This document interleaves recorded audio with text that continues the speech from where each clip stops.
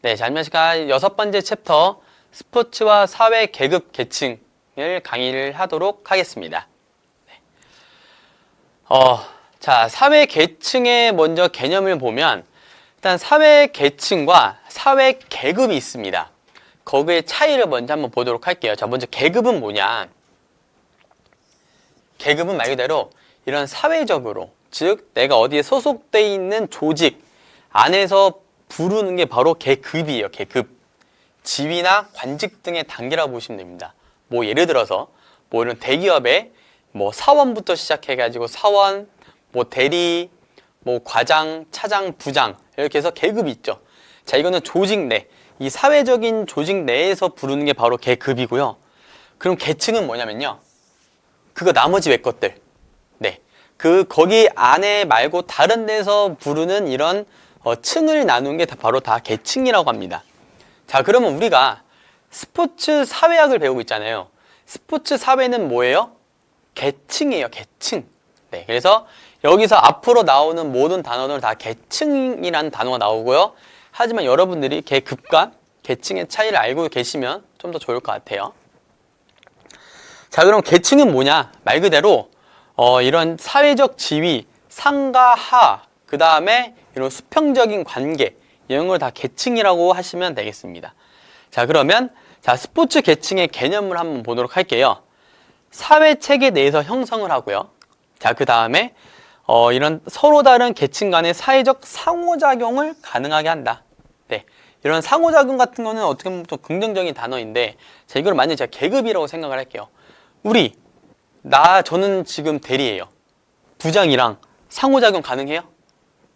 힘들죠? 부장님한테 왜? 이거밖에 안 되잖아요. 그렇죠? 근데 이 스포츠 사회의 계층은 나와 내 높은 사람, 아무리 높은 사람이면 해도 계층 간에서는 상호작용을 가능하게 해줄 수 있다. 자, 그리고 이런 사회 계층에 따라서 스포츠 종목에 영향을 미칠 수가 있다. 왜 미치는지에 대해서는 제가 설명을 계속 해드리도록 하겠습니다.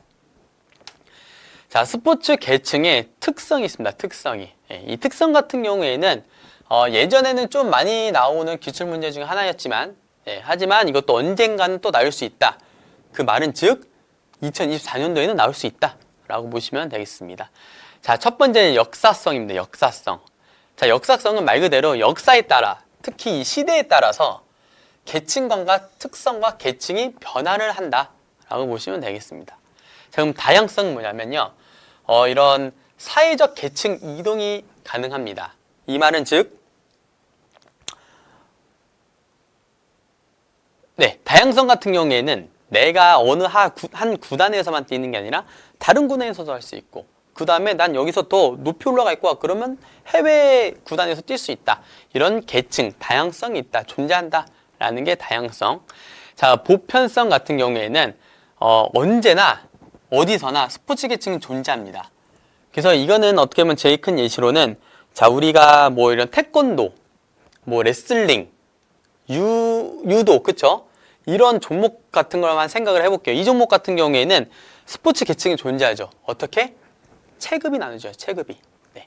이 체급이 나눠지는 거에 따라서 내가 그 체급에서 1등, 두 번째 체급에서 1등, 이렇게 해서 각 계층마다 나는 움직일 수가 있다. 어디서나 보편적인 사회 현상이다 라고 보시면 되겠습니다. 자, 사회성 같은 경우에는 이런 스포츠 계층은 항상 다양한 분야와 연결이 된다. 네, 이거를 제가 좀 스포츠랑 접목을 좀 해드리면, 뭐 예를 들어서 요즘 축구 선수들 보면 다 너무 잘하죠. 네, 다 너무 잘하는데 거기서 정말로 중요한, 그다음에 정말로 핵심적인 선수는 뭐라냐면요, 내가 만약에 공격의 핵심 선수야. 근데 공격만 잘하는 게 아니에요. 내가 미드필드에 가서도 잘하고 윙에 가서도 잘하고 하다못해 공격만 하는 게 아니라 수비도 잘해. 이렇게 조금 모든 영역을 다 수용할 수 있는 선수가 정말로 제일 좋은 선수라고 생각하는데, 이게 어떻게 보면 사회성이랑 이런 계층에도 다양한 분야 연결이 돼 있다 라고 좀 연결을 지을 수가 있겠죠. 자, 그리고 영향력, 영향성 같은 경우에는 이런 경제력, 권력, 이런 심적인 상태에 따라서 이 불평등한 구조들을 생활에 영향을 미치게 됩니다. 네, 그래서 이러한 어떻게 보면 스포츠를 내가 즐기다가 좀 부당한 반칙을 당했어. 그러면 아프죠. 일단 마음도 아파. 근데 이게 사회적으로도 영향을 미칠 수 있다. 뭔가 불안감, 이렇게 뭐 심리적으로 조금 안 좋은 상태가 올 수 있다. 자, 그런 게 바로 영향성이라고 보시면 되겠습니다. 자, 그러면 스포츠와 계층의 관계는 어떨까라고 보시면, 자, 부르디웨라는 학자가 이 계급론이라는 이론을 냈습니다. 근데 거기 이론을 보면, 자, 골프는 상류 계급의 스포츠로 분류를 한다. 네, 이거는 어떻게 보면 골프는 상류층들만 즐길 수 있는 하나의 사회적인 현상이다 라고 보는 거예요. 근데 이게 나쁜 건 아니죠. 네, 왜냐하면 우리는 계층이 있기 때문에. 계층은 어떻게 보면 이런 선임 관계가 아니라 그냥 여기 따로 여기 따로 여기 따로인 거예요. 그렇게 생각하시면 돼요. 계급이 아니에요. 근데 만약에 이게 이 계급론이 만약에 사회성 계급적으로 따지게 되면 이건 조금 부정적인 영향을 받을 수가 있죠. 왜? 골프는 뭐 사장님들만 칠 수 있어. 골프는 부장님들만 칠 수 있어. 너네 대리 이사들은 못 쳐. 만약에 이렇게 뭐 정해지면 골프는 어떻게 보면 조금 부정적인 인상이 좀 많이 남아질 수가 있겠죠. 하지만 사회, 스포츠는 계층으로 이루어졌기 때문에 이렇게 분류를 나눴다. 자, 그리고 베블레인이라는 학자가 또 계급론에 또 냈습니다.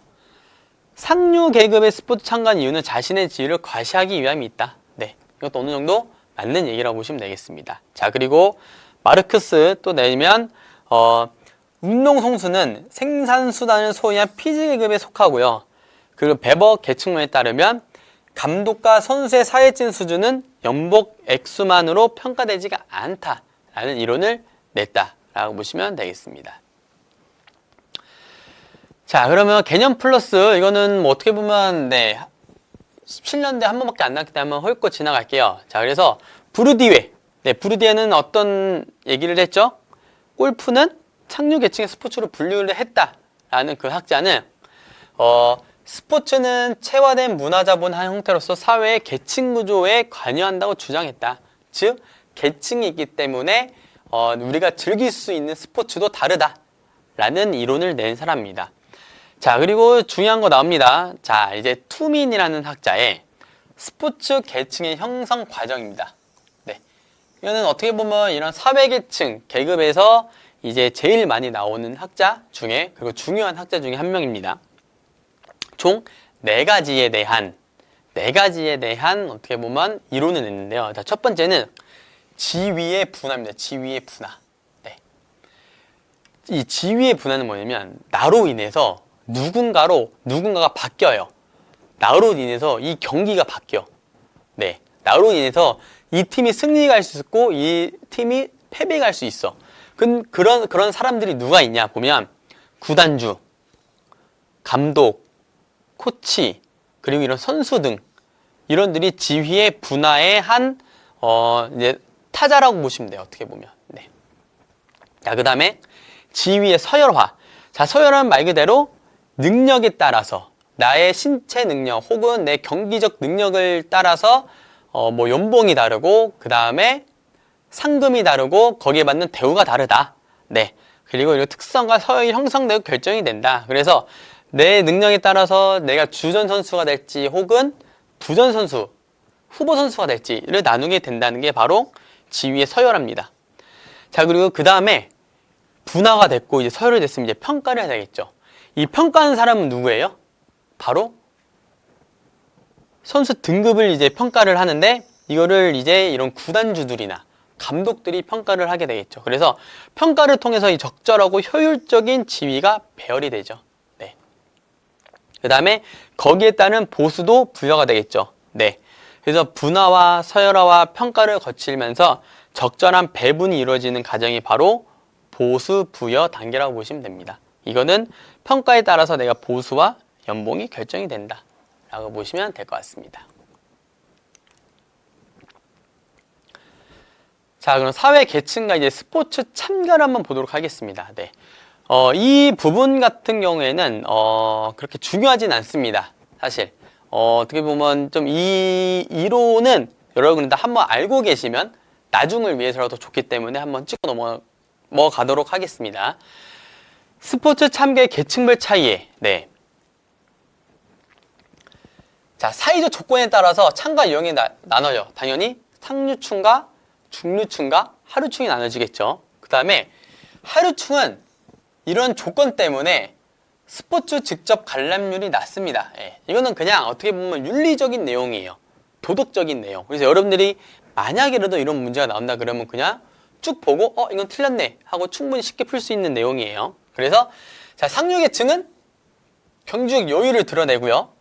당연히 하류계층보다 개인 스포츠 참가를 더 선호합니다. 네, 왜? 개인 스포츠는 그만큼 들어가는 비용도 많고 들어가는 시간이 많기 때문에 이거는 상류계층 쪽에서만 가능합니다. 그리고 특정 종목을 강조하는 분에 따라 사회적 과정에서 해당 종목에 자연스럽게 익숙해진다. 네, 이건 어떻게 보면 계층별 차이, 이거는 도덕적인 문제라고 생각하시면 돼요. 그냥 쉬운 문제.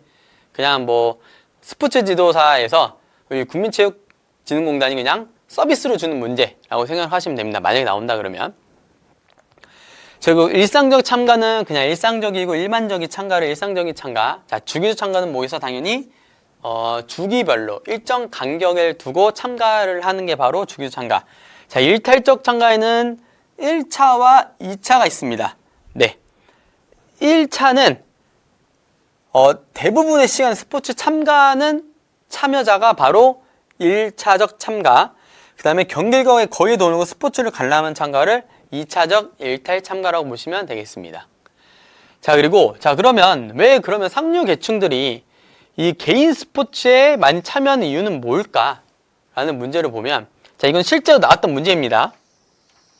근데 이 부분도 쉽게 갈 수 있기 때문에 한번 보도록 할게요. 자, 개인 스포츠는 하루중에 즐기는 과중한 비용이 부담이 된다. 네, 비용뿐만 아니라 시간도 그만큼 많이 소비가 된다. 그리고 상류층은 이런 개인 스포츠를 통해서 생활 습관의 분위기가 조성되어 있다. 그리고 상류계층은 약간 사치스러운 활동 혹은 주위 사람들의 시선을 끌기 위해서 개인 스포츠에 조금 더 이용을 많이 한다. 그리고 불확실한 일과 시간에 따른 직업적 특성에 기인한다. 라는 게 바로 상류계층들이 왜 개인 스포츠에 참가를 하는지 라는 이유가 이제 나와 있습니다. 자, 그러면 이제 스포츠 관람과 참가 종목의 차이를 한번 보도록 할게요. 자, 이 문제 같은 경우에는 이제 계속해서 기출 문제가 나왔기 때문에 한번 조금 더 자세히 좀 보도록 할게요. 어떻게 보면 이 전에 제가 말씀드렸던 게 여기에 조금 정리가 됐다라고 보시면 돼요. 자, 그래서 이 사회계층 간의 참가 형태와 참가 종목에도 차이를 보입니다. 내가 어떠한 스포츠를 즐기면 이 상류계층의 스포츠인지 뭐 하류계층의 스포츠인지가 알 수가 있어요. 그리고 상류계층은 골프, 수영, 스킨스쿠버, 요트, 테니스 등 좀 경제적인 비용, 그리고 제일 중요한 개인 스포츠 하는 특성이 보이고 있다. 이유는 여기 나와 있죠. 네. 하지만 중하류층은 농구, 복싱, 야구, 축구 등 조금 팀으로 움직일 수 있는 그런 스포츠를 즐기는 계층이 중하류층이라고 보시면 되겠습니다. 그러면 이 스포츠의 참가 형태를 먼저 보면 총 3가지 참가 형식이 있는데, 첫 번째는 인지적 참가. 이 어떠한 내가 다른 스포츠를 이 다양한 정보를 통해서 내가 스포츠를 참여하게 되는 방식 중에 하나예요. 인지적 참가. 자, 정의적 참가는 나는 이 스포츠를 즐기지 않아. 난 축구를 별로 안 좋아해. 근데 내가 이 미디어를 통해서 내가 손흥민 선수 축구를 하는 거 보니까 나 축구가 너무 하고 싶어졌어. 이게 바로 정의적 참가예요. 정의적 참가. 네, 그래서 이런 특정 선수나 팀 또는 경기장에서의 감정적인 태도나 성향을 표출하는 참가를 바로 정의적 참가라고 보시면 되고, 자, 행동적 참가에는 1차적과 2차적이 있는데요. 1차적 행동 참가는 당연히 운동 선수가 주체가 되는 거예요. 네. 자, 그리고 2차적 행동 참가는 생산자. 네. 스포츠가 필요한 사람들이 바로 참가하는 게 바로 행동적 참가라고 보시면 되겠습니다. 자, 그러면 이제 어떻게 보면 이런 계급, 계층에서 이제 제일 중요한 이 이동의 유형이 나옵니다. 네, 이동의 유형 한번 보도록 할게요. 보시는 것 같이 지속적으로 지금 출제가 되고 있고요.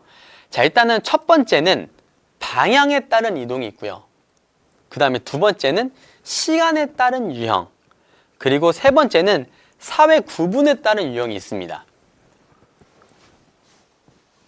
자, 먼저 그러면 방향에 따라서 다른 유형을 한번 보면, 자, 방향도 어떻게 보면 두 개가 있죠. 하나는 수직 방향. 그렇죠? 그리고 또 하나는 수평 방향. 네. 이렇게 조금 생각을 해주시면 좋을 것 같아요. 자, 수직 방향은 쉽게 설명해 드릴게요.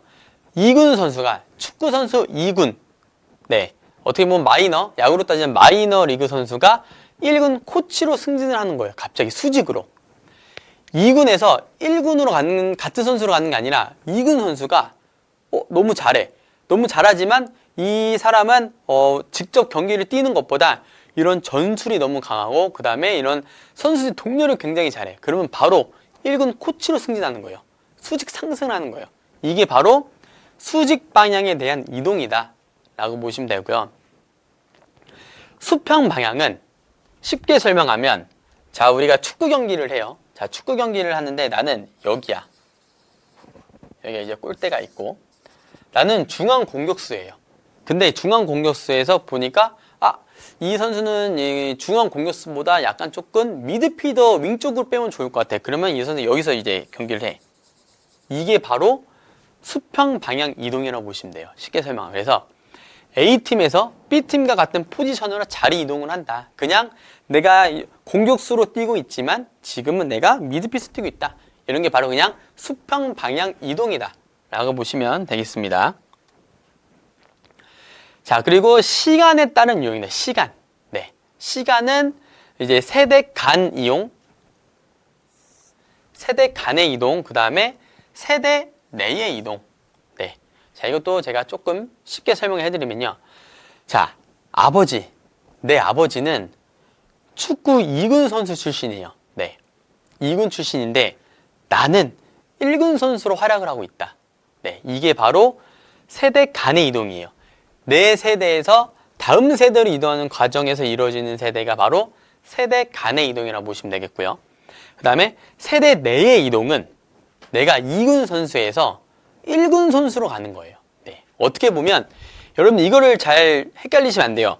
세대 내의 이동과 수직 방향 이동이 다른 거예요. 수직 방향은 어떻게 보면 승진을 한다 생각하시면 돼요. 우리 계급으로 따지면 내가 대리에서 뭐 부장으로 승진을 한 건데, 자, 이거는 세대 내의 이동은 그냥 그 부서만 이동한 거예요. 부서만.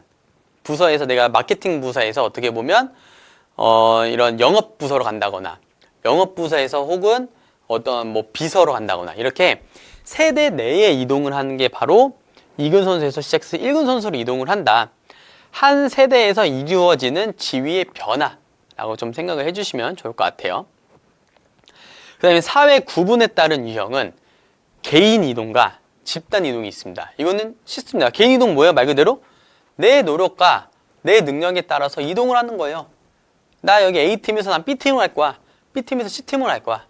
근데 자, 집단 이동 같은 경우에는 자, 같은 집단 또는 유사한 집단 내에서 이루어지는 이동이 바로 집단 이동이다 라고 보시면 될 것 같습니다. 자, 그러면 이제 사회 이동 기제로서의 스포츠를 한번 보면, 자, 이것도 어떻게 보면 특성이라고 보시면 돼요. 이 특성이 항상 긍정적인 역할만 하는 게 아니라 부정적인 역할도 있겠죠. 자, 한번 보도록 할게요. 일단은 이런 사회 계층 이동에 따라서 교육적인 기회가 제공이 되고 그 성취도 향상에 기여를 합니다. 네. 내가 이쪽을 가서 내가 수직으로 올라가서 배우는 그런 성취감이 있다. 자, 그리고 스포츠는 이런 사회적 상승 이동을 촉진하는 매개체 역할을 합니다. 어떻게 보면 내가 더 열심히 해야 되겠다는 동기부여가 생기는 거예요. 나는 더 위로 올라갈 거야 라는 동기부여. 사람이 살아가는 올바른 태도와 행동 함양을 찾는 거예요. 이거는 뭐다? 내가 당연히 위로 올라가면 올라갈수록 이런 거죠. 왕관의 무게를 견뎌라. 자, 이런 것처럼 나는 내가 높은 위치를 가면 갈수록 거기에 맞는 태도와 거기에 맞는 행동을 해야 된다. 그리고 사회생활에 가치 있다고 여기는 태도와 행동 양식 학습 비슷한 말이죠. 네. 자, 그 다음에 전문 스포츠 양성으로 직업적 후원에 다양한 기회와 제공이 된다. 네. 이 말은 즉 지금 여러분들이 이 스포츠 교사를 따는 이유도 이것 중 하나일 것 같아요. 네. 이런 스포츠인은 양성을 하기 위해서 좀 더 누군가를 더 가르치기 쉽게 하기 위해서 배우는 게 바로 이런 것들이다. 자, 하지만 부정적인 역할도 있죠. 어떻게 또 과도한 성공시나 네. 우리는 성공에 너무 목말라 있어. 네. 1등 아니면 알아주지 않는 이 세상에 살고 있단 말이에요. 그걸로 인해서 교육 참여와 성취도가 하락될 수도 있다. 너무 승리지상주의만 되다 보니까. 그리고 학교의 일반적인 자원을 경기활동에 주로 확률, 평준의 교육이 이루어질 우려. 자, 이거는 뭐다? 학원 스포츠 우리 생각하면 돼. 학원 스포츠. 현재 우리가 학원 스포츠가 어떻게 이루어져 있어? 당연히 뭐 최저학력제라는 제도가 있지만 아직 그 제도가 없는 데에서는 계속해서 이런 평준된 교육이 이루어질 수가 있다. 운동만 한다 계속. 네, 그런 것들이 좀 부정적인 역할을 받을 수가 있다라고 보시면 되겠습니다. 자, 그럼 이제 문제를 한번 보도록 하겠습니다.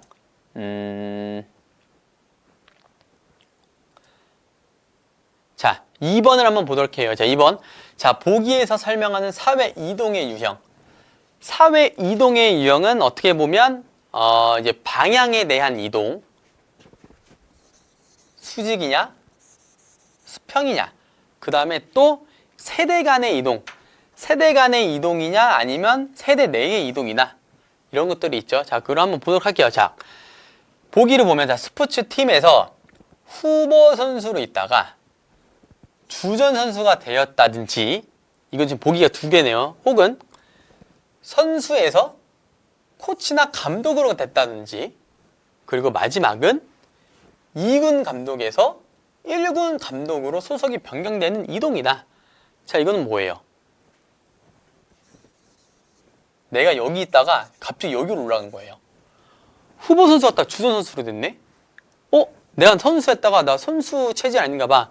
코치나 감독이 됐어요. 2군 감독에서 1군 감독으로 되어버렸어요. 그건 바로 수직 방향, 수직 방향. 네. 그리고 수직 이동이라고 보시면 됩니다. 그러면 다 이제 문제 보기를 보면 자, 수직 이동, 수평, 세대 간 집단 이동 중에서 답은 1번이 되겠죠. 네. 이 문제 해설 같은 경우에도 자세히 나와 있으니까 한번 참고를 해주시면 좋을 것 같습니다. 네, 자, 이상 스포츠와 사회 계급 계층 강의를 마치도록 하겠습니다.